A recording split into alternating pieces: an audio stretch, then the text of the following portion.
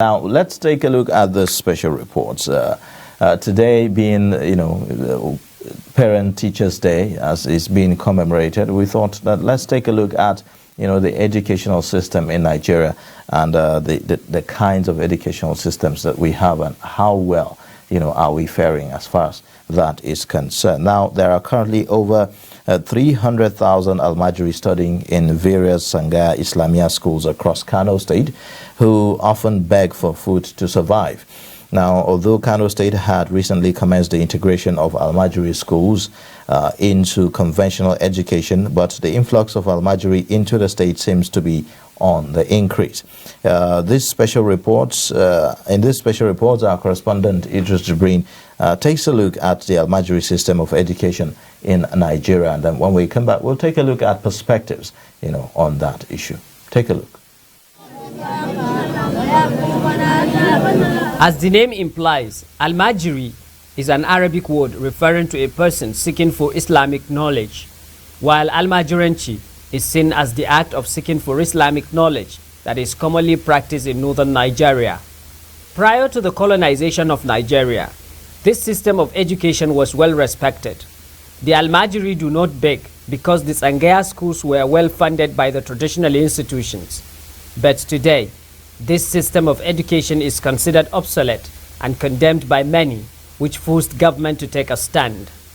In Kano, there are two Almajiris, of course. Those street beggars who doesn't even go to school, and they sleep by the roadside, they sleep in market, they sleep under the bridge.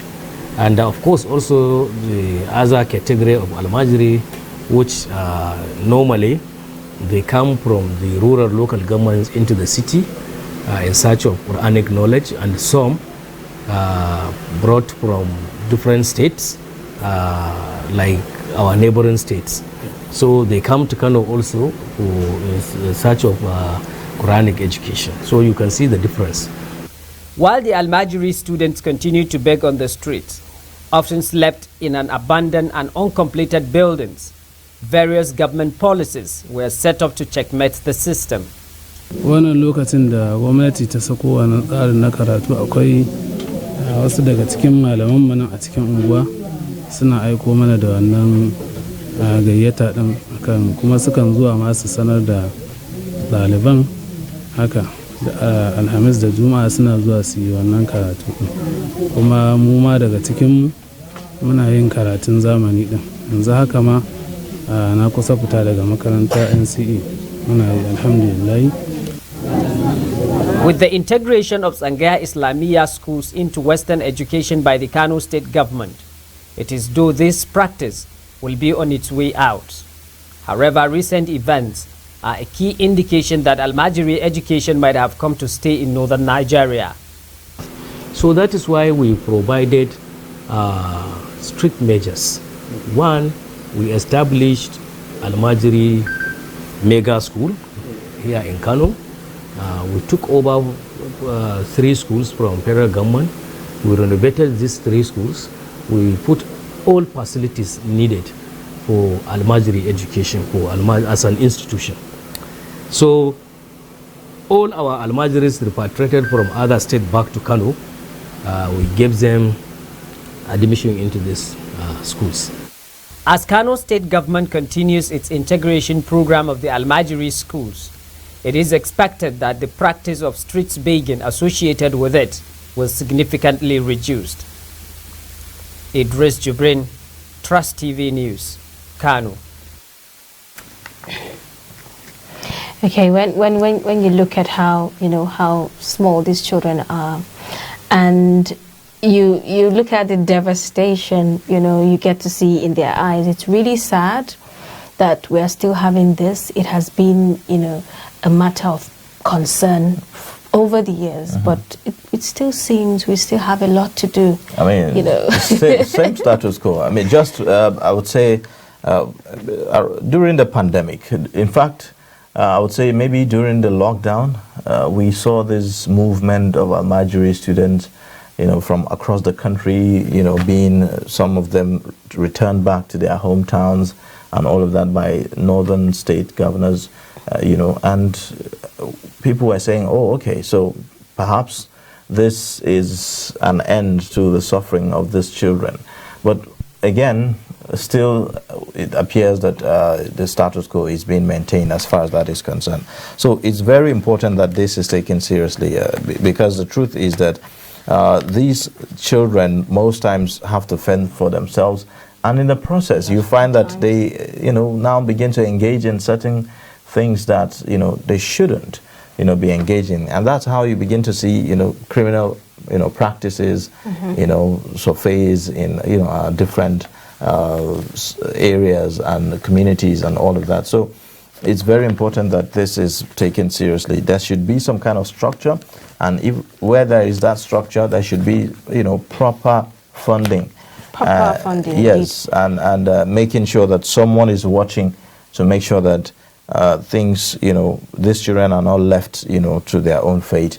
Because the truth is, as a child, what do you expect? I mean, this is how we breed child labor, the whole issue about child labor. This is how we breed the issue of, out of school children and all of that and all that. The numbers keep increasing and all of that. But if only these, yes, commendably enough, we've seen that the federal government has initiated certain programs like the school feeding program thing and other such social intervention, social investment programs to change some of these things. But really, how far I is still that going? think that is not enough. There have been moves by Nigeria's House Representative to integrate the Almajiri system of education to the Universal Basic Education Program. I don't know how far that has come. There has been criticisms as well, as to what strategies can be used, to do that. But I really hope that the government does something about it. There has been a lot of stories, and it's really embarrassing, that we have one of the highest number here in Nigeria, and it's really sad we're not paying much attention to that. And, Z, when you tie that to the story, that one of the stories that we are seeing on the front pages of Daily Trust newspaper this morning, where the National Union of Nigerian Union of Teachers are, raising alarm that 800 teachers, were lost to insurgency in the Northeast. Lost in the sense of, kidnapping or, being, taken, by these insurgents and all of that. Because most times when they invade the schools to take the children, in most cases they also pick up the teachers, alongside and all of that. So when you see such stories, you just feel like, well, it appears like the educational system in Nigeria is under threat. I mean, let's not forget the impact that the COVID-19 pandemic has had, on school children's education, not just school children, but even adults, universities, tertiary institutions, and all of that. So you just, wonder. There's just so much happening at the same time. So much is really going on, and that's why when you talk about, lifting 100 million people out of poverty in the next 10 years and all of that, one wonders what it looks strategy, almost impossible. Exactly, what strategy is going to be used to do that? Because the truth is that education is next to alleviating poverty. Right. If you want to to alleviate poverty, first you start treating poverty of the mind, and only education can do that for you.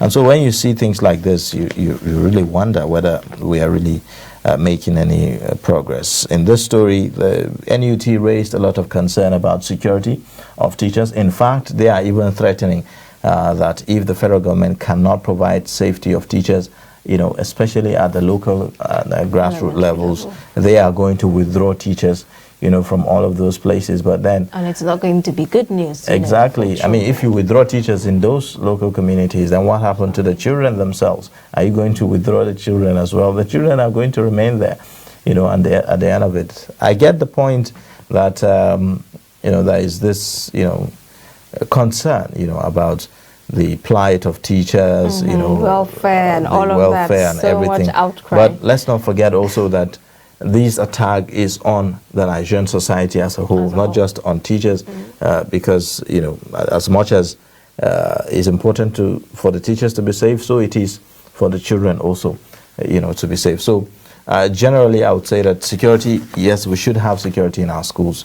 Children should be safe. should be provided for. In a conducive learning environment. Very, very correct. Because, I mean, if you don't have a conducive environment, it's quite how do you hard. learn? I mean, how do you learn? It's quite hard. It's very, very difficult to do that.